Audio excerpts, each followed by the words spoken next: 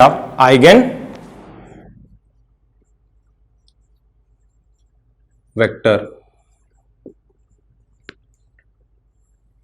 तो हमारे पास आइगन वेक्टर होता क्या है? हमारे पास आइगन वेक्टर क्या होता है?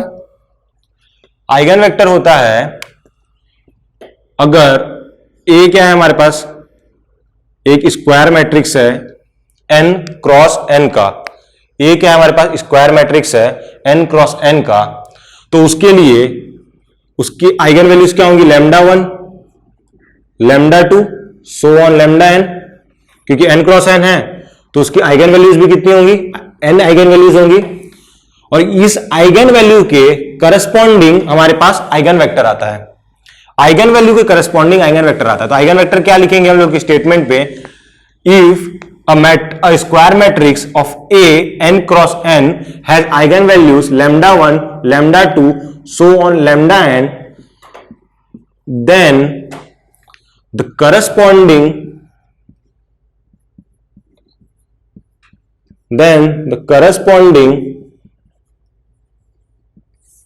eigenvector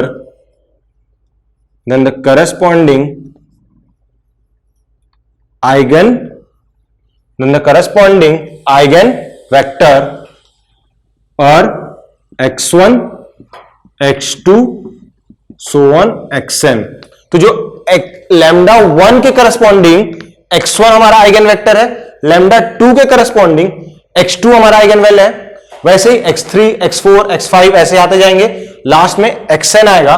वो किसके करस्पॉन्डिंग है? लैम्डा n के। मतलब आपका जो लैम्डा n ये क्या है? एक आइगन वैल्यू है, आउट ऑफ टोटल n है उसमें से एक आइगन वैल्यू है। उस आइगन वैल्यू के करस्पॉन्डिंग आपका xn वेक्टर आएगा। जो आप आइगन वैल्यू लोगे उस हिसाब से उसका आइगन वेक्टर आएगा। ठीक है, तो ये तो क्या एक तरीके का डेफिनेशन हो गया कि लैम्डा 1, लैम्डा 2, लैम्डा 3 अगर आइगन वैल्यू है तो उसका जो करस्पॉन्डिंग आइगन वेक्टर होगा वो क्या होगा? x1, x2, x3, xn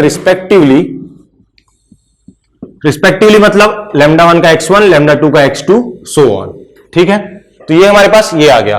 और ये जब आइगन वेक्टर होगा तो हमारे पास एक इक्वेशन आएगा, ये आइगन वेक्टर इस इक्वेशन को सेटिस्फाई करना चाहिए, तभी वो क्या होगा? आइगन वेक्टर होगा। a माइनस लैम्डा इंटू आई, ये क्या मैंने लिखा है? मैट्रिक्स लिखा है, a minus lambda I matrix multiplied with x। x क्या है हमारे पास? ये क्या है? आइगन वेक्टर है। और ये इक्वल आएगा मैट्रिक्स का मल्टीप्लीकेशन, वो नल मैट्रिक्स के इक्वल होगा। ये क्या है? नल मैट्रिक्स है। क्यों नल मैट्रिक्स है? क्योंकि इधर भी मैट्रिक्स है तो इसको भी हम लोग नल मैट्रिक्स बोलेंगे। a minus lambda I matrix multiplied with x is equal to null matrix. तो यहां से देखेंगे हम कि एक और कंडीशन आएगा, अगर आप इसको मल्टीप्लाई कर देते हैं तो क्या होगा? a into x minus lambda I into x, I into x तो क्या हो जाएगा? x ही होगा। और मैं इसको राइट हैंड साइड में भेज दूंगा तो मेरे पास क्या आ जाएगा? ax is equal to lambda times x। ये इक्वेशन आएगी, ax is equal to lambda times x। और यहीं से हमारे पास आइगन वेक्टर का आइगन वैल्यू का सिग्निफिकेंस पता चलता है। ये हमारे पास क्या है? ये क्या है?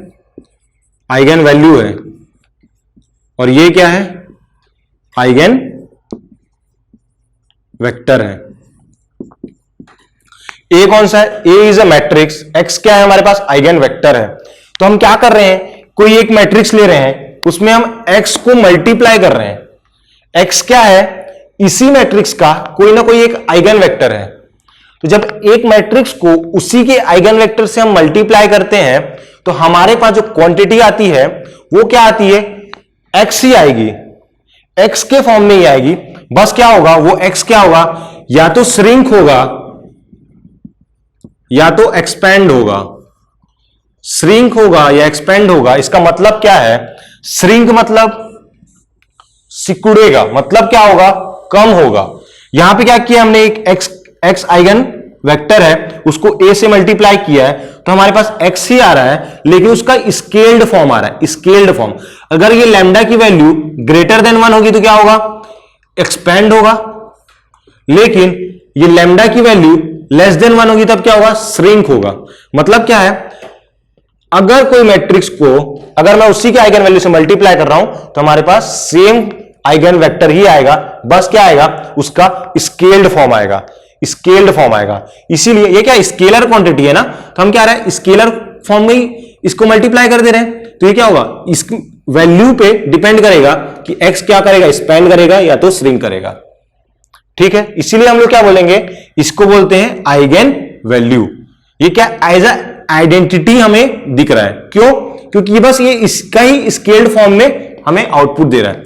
जैसे हम लोग टू डिफरेंशियल ऑपरेटर लेते हैं, डिफरेंशियल ऑपरेटर अगर हम लोग कंसीडर करते हैं एक डी बाई डी एक्स, अगर मैं D by D X of F of x लिखता हूं और मैं यहां पे एफ ऑफ एक्स जो है मेरा, अगर मैं एफ ऑफ एक्स को e पावर ए एक्स लेता हूं, आपने सिंगुलर सिस्टम में पढ़ा होगा कि ये जो क्या आता है, दिस इज आइगन फंक्शन आता है। ये क्यों आइगन फंक्शन आता है, क्योंकि जब मैं यहां पे एफ ऑफ एक्स में मैं D E power A X put करूंगा तो ये वैल्यू क्या आती है, D by D X of E to the power A X is equal to क्या होगा, ए आएगा बाहर।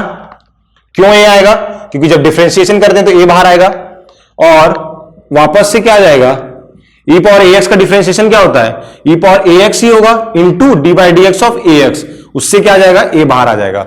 तो यहां पे क्या हुआ, जो फंक्शन था वो एज इट इज आ गया, यहां पे भी क्या था, एक्स एज इट इज आ गया, यहां पे क्या आ गया, ए क्या है हमारे पास, कोई स्केलर है, स्केलर है, यहां पे हमारे पास क्या है, lambda is a scalar quantity, और क्या हमारे पास फंक्शन वापस आ गया।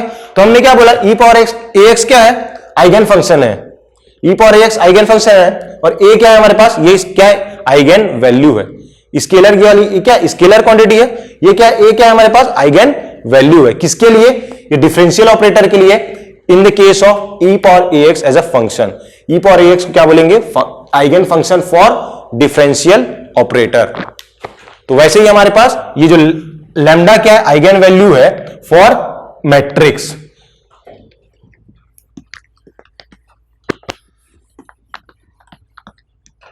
इसका सिग्निफिकेंस समझ में आया ना, क्या हो रहा है, a इंटू एक्स से हम लोग एक वेक्टर है उसको मल्टीप्लाई कर रहे हैं, उसके बाद क्या मिल रहा है, वही वेक्टर हमको मिल जा रहा है, बस क्या मिल रहा है, उसका स्केल्ड फॉर्म मिल रहा है।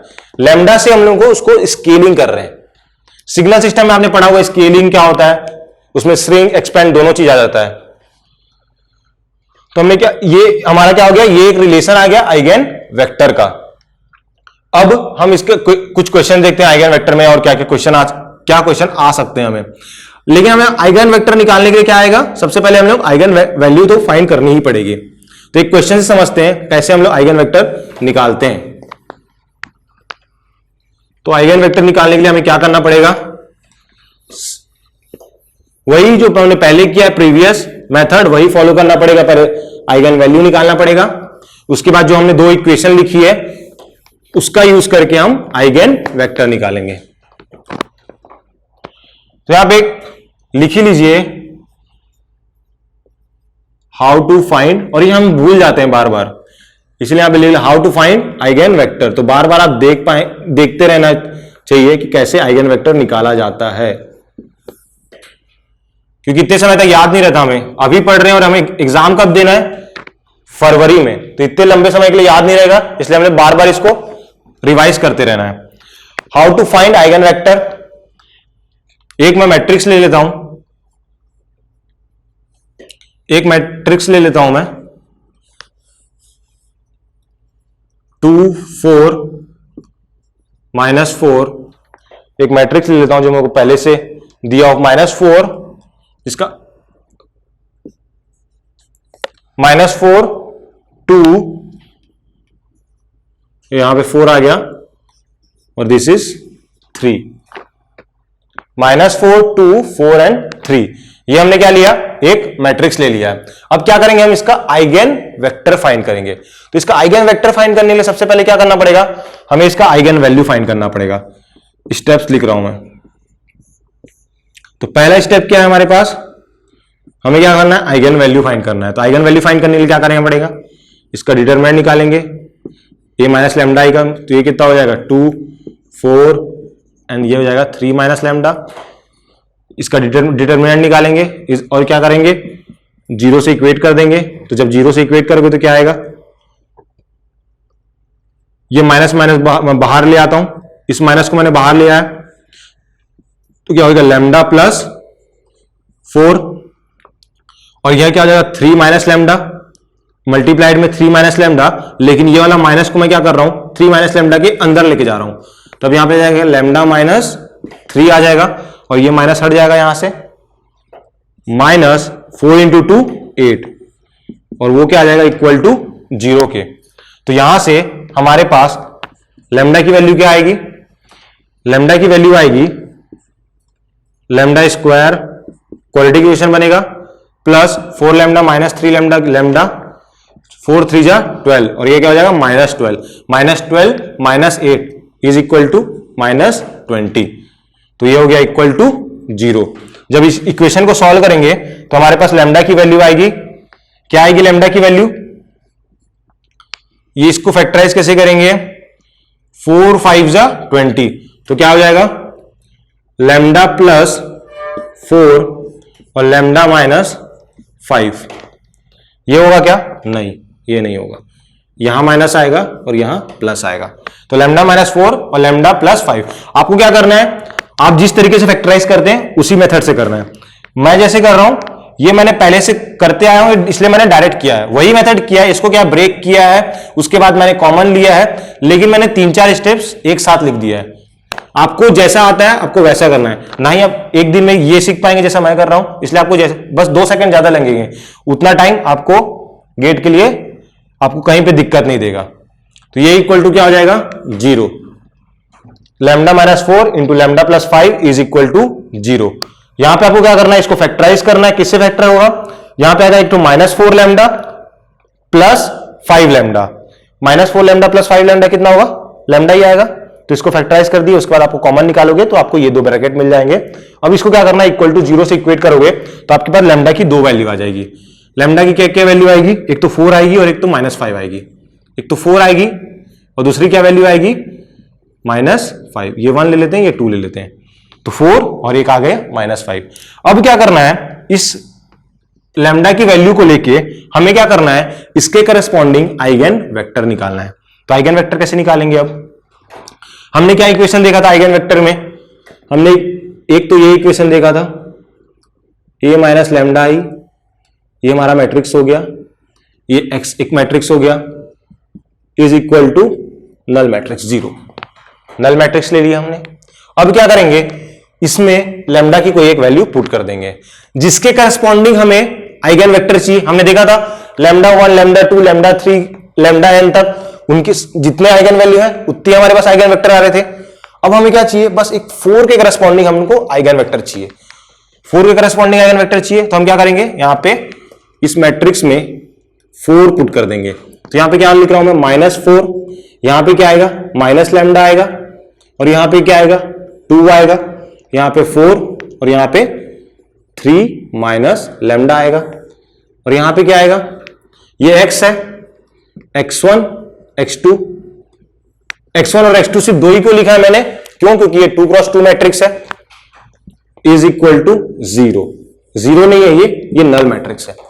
ठीक है, अब तो यहां पे लैम्डा की वैल्यू मेरे को क्या पुट करनी है, 4 पुट करनी है। तो ठीक है, मैं 4 पुट कर देता हूं यहीं पे ही। तो मेरे पास लैम्डा की वैल्यू क्या आ गई, 4 आ गई, और यहां पे लैम्डा की वैल्यू क्या आ जाएगी, 4 आ जाएगी।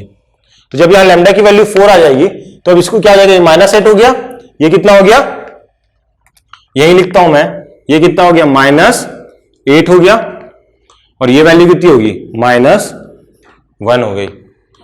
सही है, ये हो गया -8 और ये क्या हो गया -1। अब क्या करेंगे, इस ब्रैकेट को मतलब इस मैट्रिक्स को इस मैट्रिक्स से मल्टीप्लाई करेंगे। अब मैट्रिक्स मल्टीप्लिकेशन तो हमें आता है तो वो जल्दी कर लेते हैं हम। -8 into x1 is -8x1 plus 2 times x2, और राइट हैंड साइड में क्या है, इक्वल टू 0 है। ठीक है, अब आप इसको भी मल्टीप्लाई करो तो भी सेम ही आएगा। 4 into x1 minus x2 is equal to 0। क्या ये दोनों इक्वेशन सेम है, सेम ही है। कैसे सेम है? आप इसमें से -2 बाहर निकालोगे, -2 कॉमन लोगे तो क्या बचेगा? यही बचेगा 4x1 minus x2 is equal to 0। और इस -2 को आप इधर लेके जाओगे तो 0 बाय -2 वैसे भी 0 आ जाना है, तो बचेगा क्या? 4x1 माइनस x2, यही इक्वेशन आएगा। अब क्या होगा? ये इक्वेशन क्या आ गया हमारे पास? 4x1 minus x2। अगर मैं यहां पे x1 इक्वल टू k ले लेता हूं तो मेरे पास क्या आ जाएगा? x2 की वैल्यू क्या आ जाएगी? अगर मैं ये क्या मैंने एज्यूम किया है, let us take x1 equal to k। जो हम लोग आइगन वेक्टर निकालते हैं ये x1 और x2, यहां पे ये रेशियो फॉर्म में होता है। रेशियो फॉर्म में मींस जो x1 x2 है, अगर मैं मान लेता हूं इसकी वैल्यू अगर मेरे पास 2 और 3 आ गई, अगर ये 2 और 3 आ गई, मान लेते हैं x1 और x2 की वैल्यू 2 और 3, तो ये मैं 6 भी लिख सकता हूं। इसमें 3 मल्टीप्लाई कर दिया, इसमें भी 3 मल्टीप्लाई कर दिया, 6 और 9, इसमें 3 मल्टीप्लाई कर दिया तो क्या आ जाएगा? 6 और ये 9 आ गया। और इसी को मैं अगर 2 मल्टीप्लाई कर दूंगा और तो क्या जाएगा? ये 12 हो जाएगा, ये 18 हो जाएगा। वो भी क्या होंगे? आइगन वेक्टर ही होंगे करस्पॉन्डिंग टू उसी एलिमेंट के। मतलब क्या करते हैं, इसका हम कॉमन निकाल लेते हैं और जो लीस्ट वाली वैल्यू आती है उसी को हम लोग लिखते हैं। तो यहां पे हमने क्या किया है, इसलिए मैंने इसको k ले लिया है और x2 को क्या करूंगा? x2 को भी k के फॉर्म में लिखूंगा। उसके बाद उसका हम लोग रेशियो देख लेंगे। तो अगर मैं x1 k लिया हूं तो मेरे पास x2 की वैल्यू क्या आएगी? बताइए x2 की वैल्यू क्या आएगी? जो x2 आएगा वो क्या आ जाएगा? 4x1 है, तो 4x1 मतलब 4k। तो हमारे पास x2 की वैल्यू क्या आ जाएगी? 4k। अब x1 आ गया, x2 आ गया, मतलब हमारे पास क्या आ गया? आइगन वेक्टर आ गया। तो हमारे पास eigen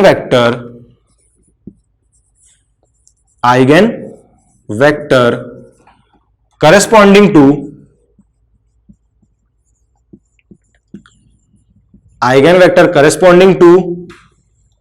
lambda equal to 4, corresponding to lambda equal to 4 क्या आया? Eigen vector corresponding to lambda equal to 4 हमारे पास क्या आया? हमारे पास आया k और ये 4k। इसी को मैं क्या लिखूंगा? k 4k x1 x2। ये स्मॉल x1 स्मॉल x2 है। मैं यहां पे कैपिटल X1 क्या है मेरे पास? This is a eigen vector x1 x2। ये मैट्रिक्स क्या है? मैट्रिक्स के अंदर का एलिमेंट है x1 x2। वो क्या लिखा है हमने? k 4k। और इसी को मैं क्या लिख सकता हूं? k को अगर मैं कॉमन निकाल लूंगा तो k क्या हो गया? बाहर आ गया। बचेगा क्या अंदर में? 1 और ये क्या बचेगा? 4। तो हमारे पास जो आइगन वेक्टर आएगा corresponding to lambda equal to 4, उसका जो आपको आंसर मिलेगा, इसमें अगर कहीं पे आपको ऑप्शन देगा तो आपको ऑप्शन में क्या देगा? ये नहीं देगा, आपको ऑप्शन में बस ये देगा, ये मैट्रिक्स दिया हुआ होगा, 1 और 4 लिखा होगा, तो आपको वही टिक करना है 1 4। हम लोग क्या करते हैं? कॉमन फैक्टर को बाहर निकाल लेते हैं और इसको k की वैल्यू तो कुछ भी हो सकती है ना, तो k की आर्बिट्री वैल्यू होगी और k की वैल्यू में 1 से लेकर कोई भी रियल नंबर हो सकता है, तो इन्फिनाइट हो जाएगा ये। इसलिए हम लोग k को हटा देते हैं। हमारे पास कभी भी eigen vector unique eigen vector नहीं आता है, उसको हम स्केल कर करके हम लोग बहुत सारे आइगन वेक्टर बना सकते हैं। जैसे इसमें k की वैल्यू अगर मैं 1 लिखूंगा तो मेरे पास एक आ जाएगा, k की वैल्यू 2 लिखूंगा तो वो होंगे तो सब सेम ही आइगन वेक्टर होंगे, सेम ही x1 ही होंगे, लेकिन उसका फॉर्म अलग हो जाएगा। क्यों? क्योंकि k की वैल्यू मैं चेंज कर सकता हूं। हमारे पास आंसर में हमेशा 1 और 4 दिया होगा, ये हमेशा k हटा देंगे। क्यों k हटा देंगे? क्योंकि हमने k को तो हमने माना है ना, हमारे क्वेश्चन में तो k नहीं था, हमने माना है, तो k को हमें हटाना पड़ेगा। ठीक है, तो यहां पे क्या आ जाएगा? रेशियो फॉर्म में 1 और 4 हमारे पास आइगन वेक्टर आ जाएगा। किसका आ जाएगा? Corresponding to lambda equal to 4। अब लैम्डा इक्वल टू 4 आ गया। अगर मैं यहां पे लैम्डा इक्वल टू -5 पुट करता हूं तब क्या होगा? देखते हैं लैम्डा इक्वल टू -5 में क्या होगा। क्या होगा लैम्डा इक्वल टू -5 में? यहां पे क्या आ जाएगा? ये हो जाएगा +5, क्योंकि माइनस माइनस प्लस। अब यहां पे क्या होगा? 3 माइनस लैम्डा था वहां पे, तो वहां पे -5 पुट करूंगा तो क्या हो जाएगा? यहां पे भी आ जाएगा +5 आएगा, +5। तो ये कितना हो गया? 1 हो गया, और ये कितना हो गया? 8 हो गया। होगा कि नहीं होगा? ये हो गया 1 हो गया वहां पे, और वो हो गया 8। अब इसका आप मल्टीप्लाई करेंगे तो क्या आएगा, यहां पे क्या आएगा 1 आएगा, यहां पे क्या आएगा 1 आएगा, मतलब x1 ही आएगा, और यहां पे क्या आएगा 2x2 ही आएगा, इज इक्वल टू 0। ठीक है, यही इक्वेशन आएगी। अब आप नीचे वाले से मल्टीप्लाई करोगे तो 4 इंटू x1 प्लस 8x2 आएगा, 4 इंटू x1 और यहां पे क्या आएगा प्लस 8x2 आएगा। आप इन दोनों को देखोगे फर्स्ट और सेकंड को, बोथ आर सेम, यहां से मैं 4 कॉमन ले लूंगा तो दोनों इक्वेशन सेम ही हो जाएगा। अब क्या करेंगे हम इस केस में क्या करेंगे हम, x1 को फिर से मैं k मान लेता हूं, चलो ठीक है, x1 को अगर मैं k मान लेता हूं तो मेरा x2 क्या बनेगा, x2 मेरा क्या बनेगा, अगर मैं x1 को k मान लेता हूं तो मेरा x2 क्या आएगा, x2 क्या है minus of x1 divided by 2 है यहां पे। कैसे, मैं इसको लेके जाऊंगा इधर तो क्या बनेगा, इसको इधर लेके x1 को इधर लेके जाऊंगा तो क्या बनेगा माइनस x1, और ये 2 है उसको डिवाइड कर दूंगा तो क्या हो जाएगा डिवाइडेड बाय 2। अब मैंने क्या बोला है x1 इक्वल टू क्या है k है, तो x2 इक्वल टू क्या हो जाएगा माइनस k डिवाइडेड बाय 2 हो जाएगा, माइनस k डिवाइडेड बाय 2 हो जाएगा। तब यहां पे जो लैम्डा इक्वल टू -5 के केस में हमारे पास आइगन वेक्टर कौन सा आएगा, x1 x2, यहां पे आएगा k, यहां पे आएगा x2 में -k/2, x2 आएगा में क्या आएगा -k/2। अब मैं क्या करूंगा यहां से अगर मैं k कॉमन तो लेना ही है मेरे को, तो मैं k कॉमन ले लूंगा तो क्या बचेगा 1 बचेगा और -1/2 बचेगा। अगर मैं 1/2 को भी कॉमन ले लूंगा तब क्या बचेगा मेरे को, क्या बचेगा यहां 2 आएगा और यहां पे क्या आएगा -1 आएगा। मैंने क्या किया इस 1/2 को भी बाहर ले आया तो क्या आएगा 1/2 और ये k से मल्टीप्लाई भी हो रहा है। तो बाहर वाली क्वांटिटी को तो हमने देखना नहीं है, हमें क्या करना है सबसे इसको कॉमन निकाल के जितना भी कॉमन आ रहा है उसको बाहर ले आना है। तो क्या बचा 2 और -1, आपको आंसर में यही दिखेगा, ये दिख ही सकता है, या फिर आंसर में आपको या तो ये गिवन होगा, ये तो नहीं दिया रहेगा, ये आपने कॉमन निकाल लिया है, आंसर में या तो इस फॉर्म में दिया रहेगा, या फिर आपका ये भी आंसर सही है, या फिर आपका ये भी आंसर सही होगा। अगर मैं इसको माइनस को भी बाहर निकाल लूं तब मेरे पास क्या आएगा, ये -2 हो जाएगा और ये क्या हो जाएगा 1 हो जाएगा, होगा कि नहीं होगा। अगर मैं इस माइनस को भी बाहर निकाल लूं तो ये क्या हो जाएगा -2 और ये हो जाएगा 1 हो जाएगा। अगर इसी में अगर मैं 2 को बाहर निकाल लेता हूं, इससे अगर मैं 2 को बाहर निकाल लेता हूं तो यहां मान लेते हैं, यहां पे अगर मैं सिर्फ k को बाहर निकालता तो मेरे पास क्या बचता 1 और -1/2। आपको आंसर या तो इसमें देगा, या तो ये कोई ऑप्शन में दिया होगा, या तो ये ऑप्शन में दिया होगा, या तो ये ऑप्शन में दिया होगा, या तो इसका 4 और -4, इसमें 2 मल्टीप्लाई कर दूंगा तो 4 और यहां पे क्या आ जाएगा -2, अगर मैं 2 मल्टीप्लाई कर दूंगा तो आपको कोई भी फॉर्म में दिया हो सकता है। आपको पहले तो यहां तक पहुंचना है, ये सिंपलेस्ट फॉर्म हो गया, उसके बाद यहां से तो आप कन्वर्ट कर देंगे जैसा आपका ऑप्शन में दिखेगा। ठीक है, ये भी सही है, ये भी सही है और वो भी सही है।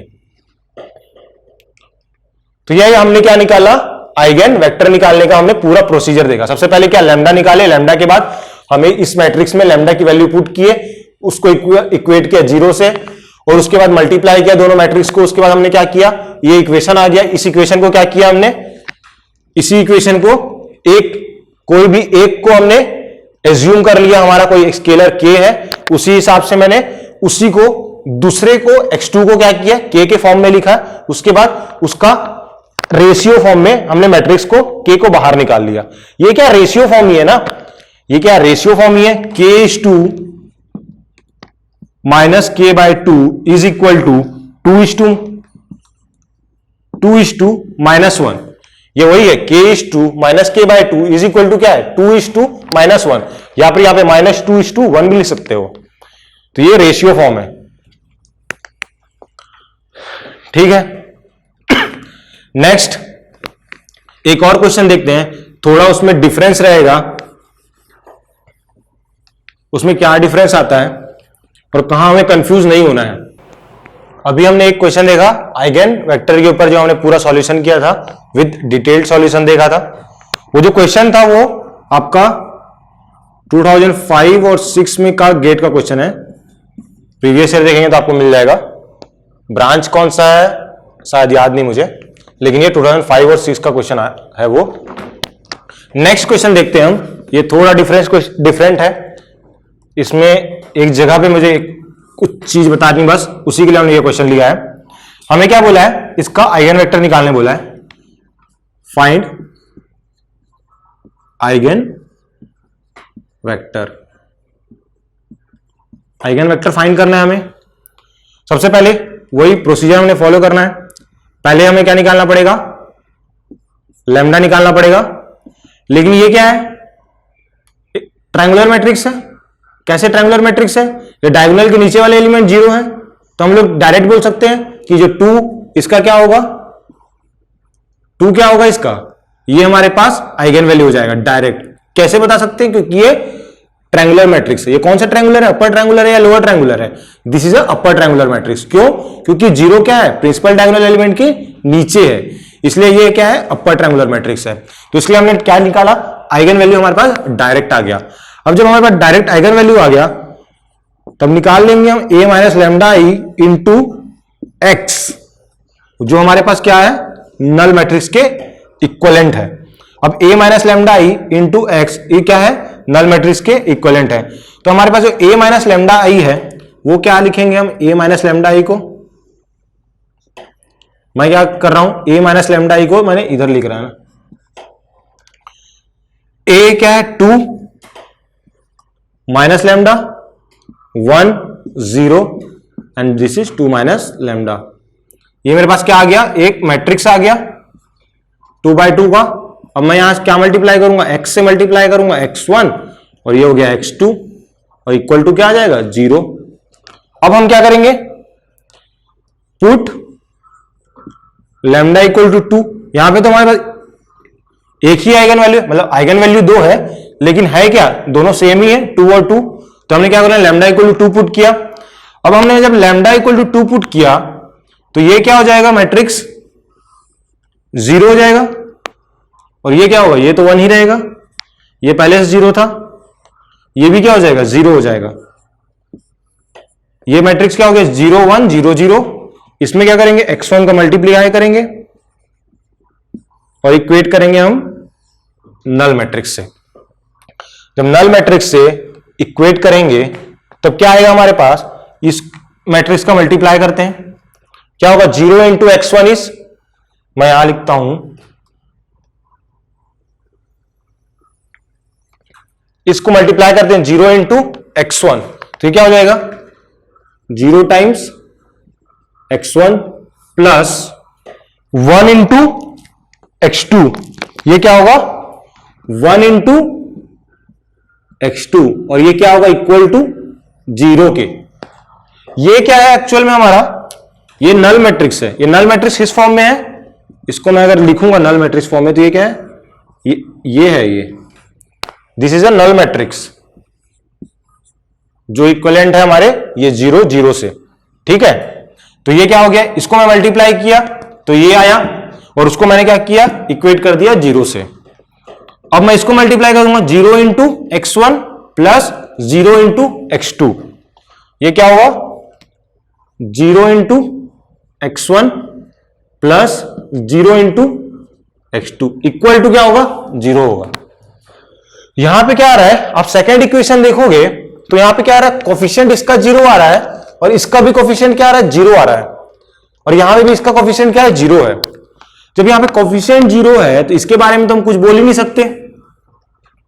पहला इक्वेशन पहले देखते हैं, ये पहला इक्वेशन देखते हैं। यहां पे क्या बोल सकते हैं हम लोग, x2 इक्वल टू 0 बोल सकते हैं ना।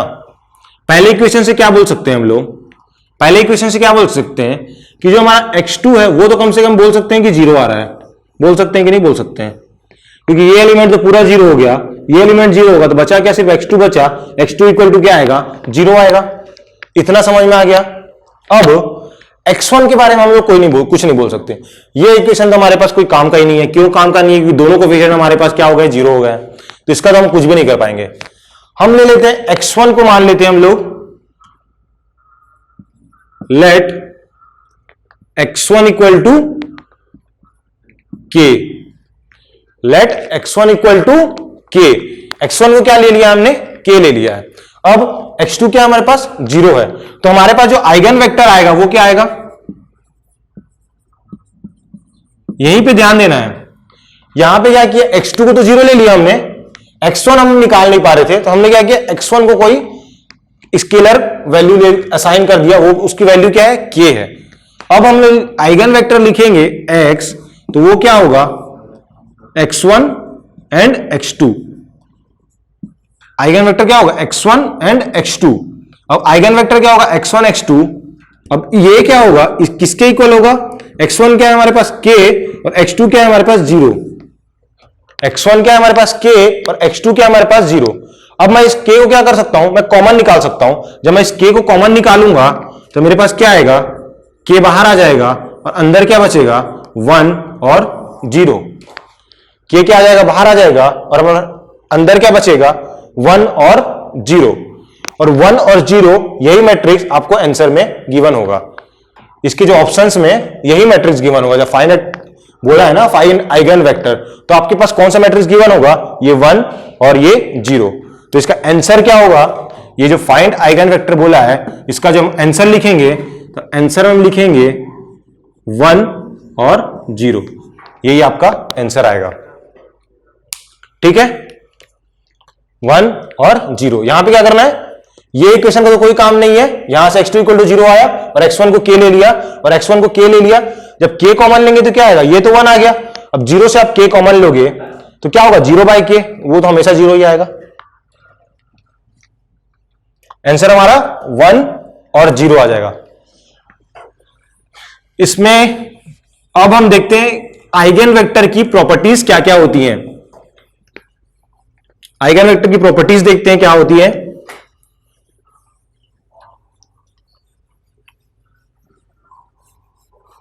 आइगन वेक्टर की प्रॉपर्टीज,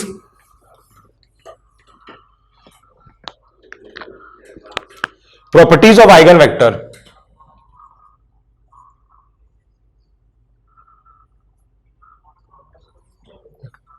पहली प्रॉपर्टी क्या होती है आइगन वेक्टर की, हमने जो पहले बोला था कि ये जो k का वैल्यू है ये तो आप वेरी कर सकते हो। तो जब ये k की वैल्यू वेरी करोगे तो आपका x क्या होगा, वेक्टर चेंज होते रहेगा। मतलब चेंज तो नहीं होगा वो, लेकिन क्या होगा, स्केल होगा या स्केल होगा। k की वैल्यू जैसे जैसे अगर मैं बढ़ाऊंगा तो क्या होगा, ये वेक्टर क्या होगा, स्केल होते जाएगा। लेकिन रहेगा तो वो x ही रहेगा, एक ही वेक्टर रहेगा। तो हमारे पास हम लोग क्या बोलते हैं कि जो हमारे पास जो आइगन वेक्टर होता है, आइगन वेक्टर करस्पॉन्डिंग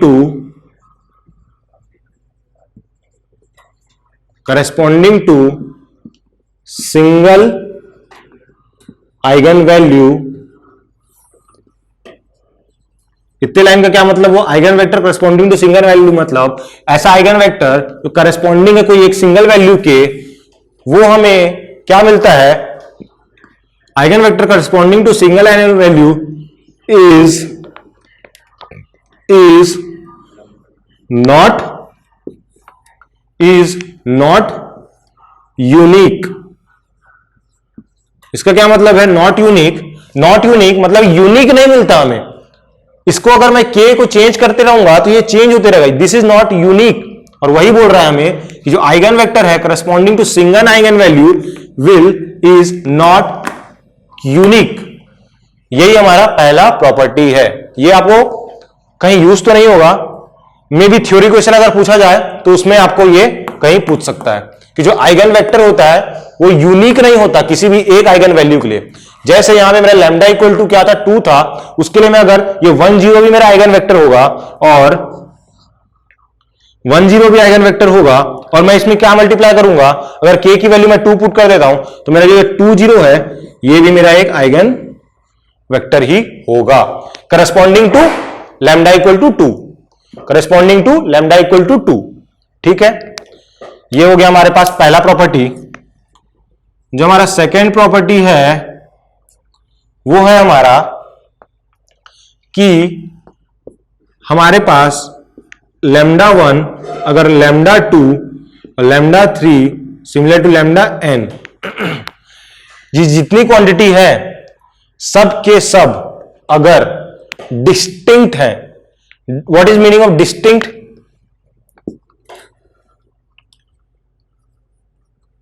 मैं यहां लिख लेता हूं, lambda 1 lambda 2 lambda 3 lambda n और डिस्टिंक्ट आइगन वैल्यू। डिस्टिंक्ट मतलब डिफरेंट, 1 2 3 ये सब क्या है, तीनों क्या है, डिस्टिंक्ट है। क्या एक दूसरे से इक्वल है? नहीं है। सिमिलरली इसी को क्या बोलते हैं, distinct eigen value, distinct values है ये, मतलब सब क्या है, एक दूसरे से डिफरेंट है ना, सेम तो नहीं है। वैसे ही यहां पे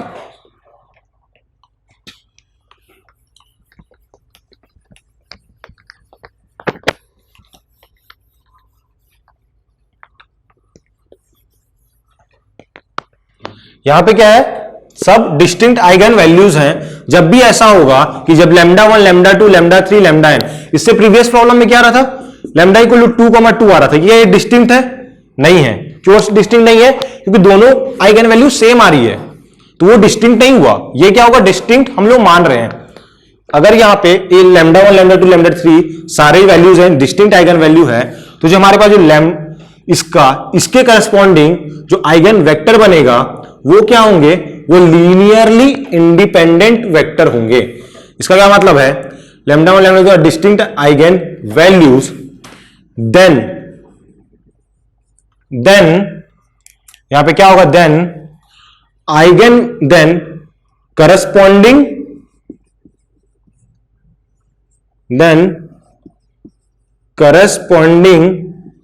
eigen vector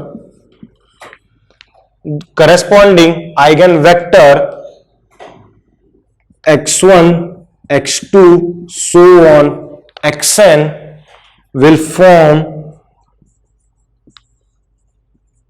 a linearly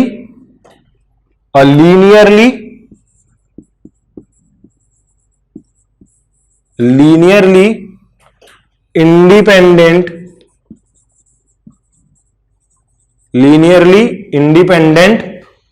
vector set क्या होता है, ये टोटल क्या है, x1 से लेकर xn तक पूरा एक सेट है। और हम क्या बोल रहे हैं, जब भी ये सारे वैल्यूज डिफरेंट होंगे तो ये सारा जो वेक्टर का सेट है ये क्या होगा, लीनियरली इंडिपेंडेंट होंगे, लीनियरली इंडिपेंडेंट वेक्टर होंगे सारे के सारे। लीनियरली इंडिपेंडेंट वेक्टर मतलब क्या होगा, यहां पे सेट लिख लो, लीनियरली इंडिपेंडेंट सेट लिख लेते हैं सिर्फ। तो ये तो पता ही है ना कि वेक्टर है, उसी की बात कर रहे हैं, लीनियरली इंडिपेंडेंट सेट आएगा यहां पे। तो ये लीनियरली इंडिपेंडेंट सेट का क्या मतलब होता है वो देखेंगे हम लोग। लीनियरली इंडिपेंडेंट सेट का क्या मीनिंग क्या होता है, इसका मीनिंग होता है, मैं पहले अब समझा देता हूं क्या होता है, उसके बाद लिख लेंगे क्या होगा। मान लेते हैं x1 x2 x3 xn यहां तक एक हमारे पास वेक्टर आया, तो इसमें से कोई भी एक वेक्टर निकाल लेता हूं। मान लेते हैं x4 निकाल लिया मैं x4 निकाल लिया, और अगर मैं x4 को किसी भी 2 3 4 या xn तक जितने भी वेक्टर लेना चाहूं उनका लीनियर रिलेशन निकाल पाऊं, जैसे अगर मान लेते हैं x1 प्लस x2 का ऐड करता हूं, दो इस x1 को, ये कैपिटल में आएगा, ये दो वेक्टर है x1 और x2। अगर मैं ये x1 और x2 जो लैम्डा 1 और लैम्डा 2 के करस्पॉन्डिंग जो आइगन वेक्टर आया है उसके करस्पॉन्डिंग जो आइगन वेक्टर है उसको मैं ऐड करता हूं, उनको ऐड करने से अगर मेरे को x4 मिल जा रहा है, इसका क्या मतलब है, जो x4 है उसको मैं लीनियर कॉम्बिनेशन ऑफ दो वेक्टर के फॉर्म में इसको मैं लिख सकता हूं। x4 को क्या लिख सकता हूं, लीनियर कॉम्बिनेशन। ये क्या लीनियर कॉम्बिनेशन है ना, लीनियर कॉम्बिनेशन कैसे, इसमें कोई डिग्री है क्या, नहीं है। इसमें क्या कोफिशिएंट 1 मैं मल्टीप्लाई किया हूं, इसमें भी कोफिशिएंट 1 मल्टीप्लाई किया हूं और ये ऐड किया हूं, तो ये क्या लीनियर कॉम्बिनेशन है दो वेक्टर्स का। वो किसके इक्वल आ रहा है, मेरे एक अनदर वेक्टर के, तो इसको क्या बोलेंगे हम, लीनियरली डिपेंडेंट। ये क्या है, x4 क्या है, लीनियरली डिपेंडेंट है। किससे डिपेंडेंट है, x1 और x2 से। तो क्या ये इंडिपेंडेंट हुआ, नहीं। जब भी ऐसा वेक्टर, कोई भी इनमें से कोई भी एक वेक्टर को मैं किसी भी बाकी वेक्टर के फॉर्म में, एडिशन के फॉर्म में, लीनियरली एडिशन के फॉर्म में अगर मैं रिप्रेजेंट कर पाया, तो उस केस में जो ये वेक्टर सेट होगा वो क्या होगा, डिपेंडेंट होगा। अगर मैं इसको कर पाया लीनियर कॉम्बिनेशन के फॉर्म में किसी भी वेक्टर को रिप्रेजेंट कर पाया, तो उस केस में क्या होगा, हमारा जो सेट होगा वो क्या होगा, लीनियरली डिपेंडेंट होगा, इंडिपेंडेंट नहीं होगा। कब, जब ये वाला कंडीशन फुलफिल होगा।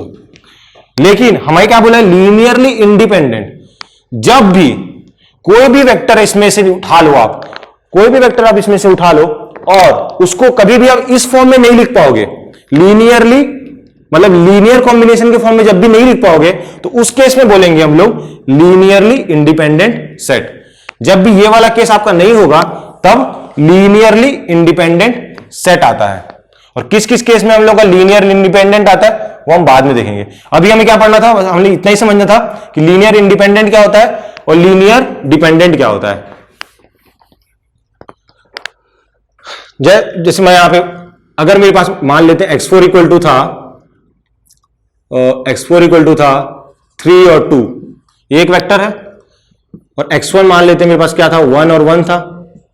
और x2 क्या था, x2 था मेरे पास 2 और 1। अगर मेरे पास ऐसा कोई वेक्टर आता, अगर तीन वेक्टर आता है ऐसे, मान लेते हैं x3 है ना, तो मान लेते हैं 3 क्रॉस 3 का कोई मैट्रिक्स था मेरे पास, और तीनों क्या थे, डिफरेंट आइगन वैल्यूज थे, λ1 λ2 λ3। और क्या होगा यहां पे, अगर यहां पे x3 को मैं देखूंगा तो क्या होगा, 3, यहां पे अपने को आइगन वैल्यू पता नहीं है इसका कोई, क्योंकि हमें मैट्रिक्स ही नहीं पता है, इसका आइगन वैल्यू कहां से पता होगा। मैंने मान लिया है कि इसका 3 2 है, इसका 1 1 है और 2 1 इसका आइगन वेक्टर आ रहा है। तो मैं इसको क्या करूंगा, क्या मैं इसको ऐसे लिख सकता हूं ना, x3 equal to x1 plus x2 लिख सकता हूं। देखो x3 equal to x1 plus x2 लिख सकता हूं कि नहीं लिख सकता हूं। 2 प्लस 1 इज 3, और ये क्या 1 और 1 क्या होगा 2। तो ये क्या हो गया, लीनियर कॉम्बिनेशन में हो गया। तो ये क्या होगा, ये जो वेक्टर है क्या होगा, this is dependent vector set. x1 x2 x3 क्या है, डिपेंडेंट वेक्टर सेट है। अब मैं इसमें अगर इसको मैं मान लेते हैं 1/3 कर दिया, तो क्या आप कभी भी इसमें कोई भी कोफिशिएंट मल्टीप्लाई कर दो, आप कोफिशिएंट आपके हाथ में है, आप यहां पे क्या है ax1 bx2, इससे पहले वाले में a और b क्या था, 1 1 था। आप कोई भी कोफिशिएंट रखो, क्या ये कॉम्बिनेशन सेटिस्फाई कर पाएगा कि आपको x3 के इक्वल देगा कभी भी। अगर आपको दे दिया तब तो ये क्या होगा, लीनियरली डिपेंडेंट। लेकिन जब यहां पे 1/3 है, तो आप देखना कभी भी आप इसमें a का और b का वैल्यू आप चेंज करो, कभी आप इस कंडीशन पे नहीं पहुंच पाओगे कि जो x3 है वो आपके इक्वल आ जाए। हमेशा क्या आएगा, नॉट इक्वल टू, ये आप a और b आप जो चाहे वो रख सकते हो, लेकिन कभी भी इक्वल नहीं आएगा। तो इस केस में क्या बोलेंगे हम लोग, लीनियरली इंडिपेंडेंट सेट बोलेंगे, जब ये वाला केस आएगा।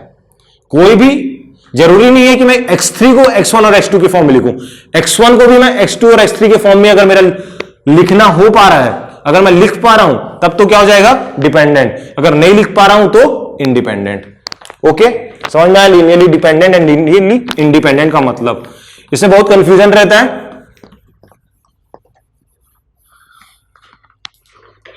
तो यहां पे क्या आ गया, अगर यहां पे सारे डिस्टिंक्ट आइगन वैल्यू है तो क्या होगा, जो हमारा जो करस्पॉन्डिंग आइगन वेक्टर होगा क्या होगा, लीनियरली इंडिपेंडेंट सेट होगा। ये λ2 था, λ3 λn। इतनी बात समझ में आई। इसको लिख लीजिए, लीनियरली इंडिपेंडेंट सेट। जो लीनियरली इंडिपेंडेंट सेट होता है, इसका डेफिनेशन मैं एक बार यहां पे लिखा हुआ है मेरे पास, मैं उसको पढ़ लेता हूं, आप नोट कर लीजिएगा। लीनियरली इंडिपेंडेंट सेट है वो, यहां पे लिख ही देता हूं मैं, क्या होगा, if at least any one if at least one vector, if at least any one of the vector is represented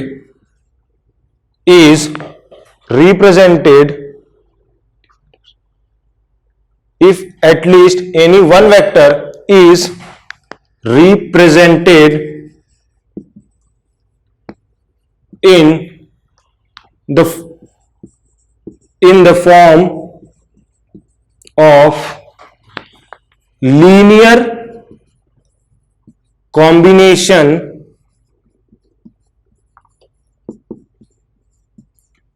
if at least any one vector is represented in the form of linear combination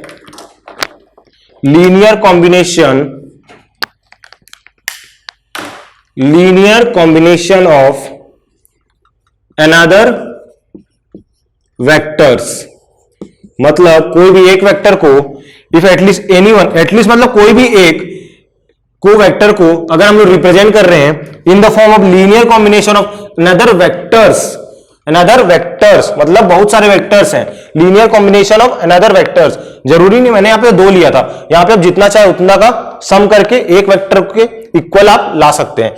जब भी ये वाला case होगा if at least anyone is represented in the form of linear combination of another vector, तो उस case में क्या बोलेंगे, देन इट इज डिपेंडेंट,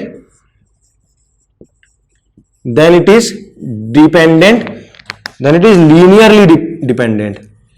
कैसे डिपेंडेंट है, लीनियरली डिपेंडेंट सेट, इस केस में लीनियरली डिपेंडेंट सेट। और इसके बाद लिख लीजिए otherwise it is linearly independent set. Otherwise का मतलब या तो ये होगा, ये अगर ये होगा तो क्या होगा, लीनियरली डिपेंडेंट, अगर ये नहीं होगा तब क्या होगा, linearly independent. Otherwise it is linearly independent set. Okay, सही है यहां तक, ये आप नोट कर लेना, ये लाइन तीनों।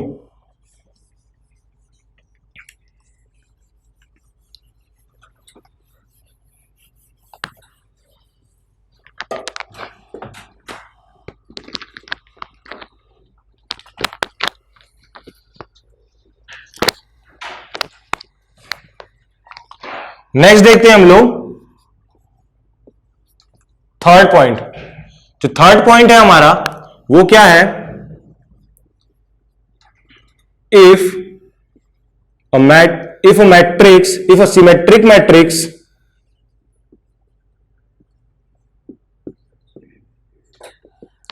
इफ की जगह आप लिख लो in case of symmetric matrix,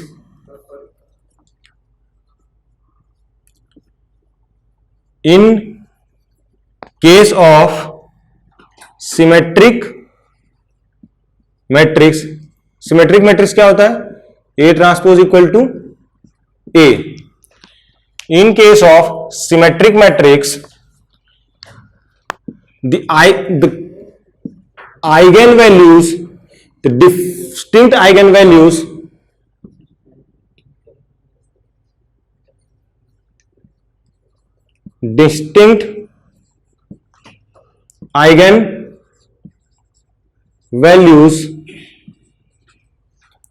in case of symmetric matrix A transpose equal to A, the distinct eigenvalues gives क्या देते हैं हम लोगों को, आइगन वैल्यू के करस्पॉन्डिंग हमने क्या निकालेंगे, आइगन वेक्टर निकालते हैं। जो डिस्टिंक्ट आइगन वैल्यूज है उससे हमें क्या आएगा, आइगन वेक्टर आएगा। और जो ये आइगन वेक्टर आएगा डिस्टिंक्ट आइगन वैल्यूज से हमें जो आइगन वेक्टर आएगा, सिमेट्रिक मैट्रिक्स की बात कर रहे हैं, इस मैट्रिक्स का हमने आइगन वैल्यू निकालना है। अगर और इस मैट्रिक्स का आइगन वैल्यू अगर डिस्टिंक्ट आया तो हम लोग इस मैट्रिक्स को, सॉरी इस आइगन वेक्टर को हम लोग बोलते हैं ऑर्थोगोनल वेक्टर। ऑर्थोगोनल, आपको समझ में आया ना, भले यहाँ पे लैंग्वेज में भी प्रॉब्लम हो सकता है यहाँ पे लिखने में, लेकिन आपको समझ में आया इन केस ऑफ क्या होगा, symmetric matrix A transpose equal to A, जो A transpose equal to A matrix है, उसका आप जब आइगन वैल्यू निकालोगे और जब आइगन वैल्यू वो डिफरेंट होगा, मतलब दोनों आइगन वैल्यू सेम नहीं होगा, या तो 2 हो सकता है या तो 3 हो सकता है या तो 4, 4 + 4 होगा तो 4 आइगन वैल्यूज आएंगे, लेकिन जो चारों आइगन वैल्यू आएंगे चारों के चारों डिफरेंट होंगे, तब क्या होगा, जो आइगन वेक्टर बनेगा उन चारों से, तो वो क्या होगा, ऑर्थोगोनल वेक्टर होगा, ऑर्थोगोनल वेक्टर होगा। और वो ऑर्थोगोनल वेक्टर क्या होता है, ऑर्थोगोनल वेक्टर का कंडीशन क्या होता है, अगर कोई दो वेक्टर ऑर्थोगोनल है x1 और x2, ये दो वेक्टर अगर ऑर्थोगोनल है आपस में, तो इनका जो मल्टीप्लीकेशन होगा x1 ट्रांसपोज इंटू x2, में ट्रांसपोज क्यों लिखा हूं बताता हूं मैं, इज इक्वल टू 0 होगा। जब भी ये ऑर्थोगोनल वेक्टर होगा, ऑर्थोगोनल वेक्टर का कंडीशन होता है, जब भी हम लोग अगर सिमेट्रिक मैट्रिक्स है 2 × 2 का, उसका हम अगर आइगन वैल्यू निकालेंगे और वो डिस्टिंक्ट आया और उसका जब आइगन वेक्टर निकालेंगे तो वो जो क्या होगा, ऑर्थोगोनल वेक्टर होगा। x1 ट्रांसपोज मतलब हम लोग क्या लिखते हैं आइगन वेक्टर को 1 2 ऐसा लिखते हैं, तो मैं ट्रांसपोज करूंगा तो क्या हो जाएगा, ये 1 2, अब क्या हो जाएगा, ये 2 × 1, और इसको मल्टीप्लाई करूंगा मैं x2 से, तो x2 भी क्या होगा, इस फॉर्म में होगा, ऐसा हॉरिजॉन्टल, तो ये ऐसा, तो ये कितना हो जाएगा 1 × 2, तो क्या होगा, मल्टीप्लीकेशन पॉसिबल हो पाता है ना। हमें क्या करते हैं मैट्रिक्स में, ये जो सेकंड का कॉलम, मतलब फर्स्ट जो मैट्रिक्स है उसका कॉलम और जो सेकंड मैट्रिक्स का उसका रो, वो क्या होना चाहिए, नंबर दोनों सेम होना चाहिए, इसलिए मैंने यहां पे x1 ट्रांसपोज लिखा है। ठीक है, x1 ट्रांसपोज इंटू x2, वो क्या आना चाहिए, 0 आना चाहिए इन केस ऑफ सिमेट्रिक मैट्रिक्स। हमने ये वाला ऑर्थोगोनल वाला वेक्टर देख लिया था, ये मैंने लैंग्वेज में लिख दिया है थोड़ा अच्छे फॉर्म में जो पहले लिखा था उससे। Eigen vectors of symmetric matrix corresponding to different eigen values are orthogonal. Orthogonal का कंडीशन क्या होता है, जो दोनों वेक्टर्स का प्रोडक्ट क्या होगा, इक्वल टू 0 आना चाहिए। ये क्या होगा, सिमेट्रिक मैट्रिक्स के केस में होगा, और डिफरेंट आइगन वैल्यूज होना चाहिए, यहां पे डिफरेंट आइगन वैल्यूज होना चाहिए। हमारा फोर्थ पॉइंट देख लेते हैं। फोर्थ पॉइंट क्या है, if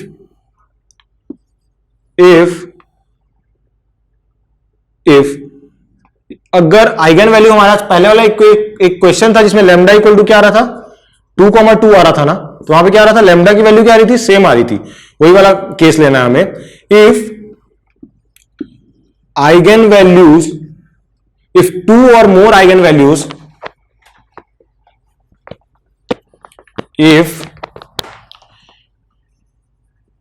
if 2 or more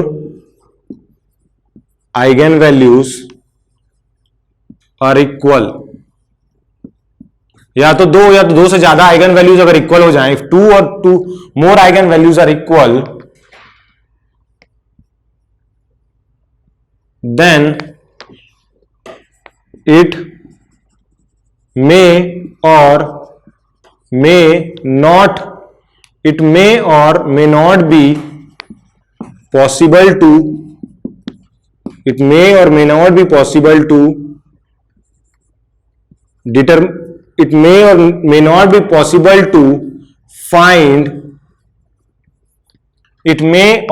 be possible to find linearly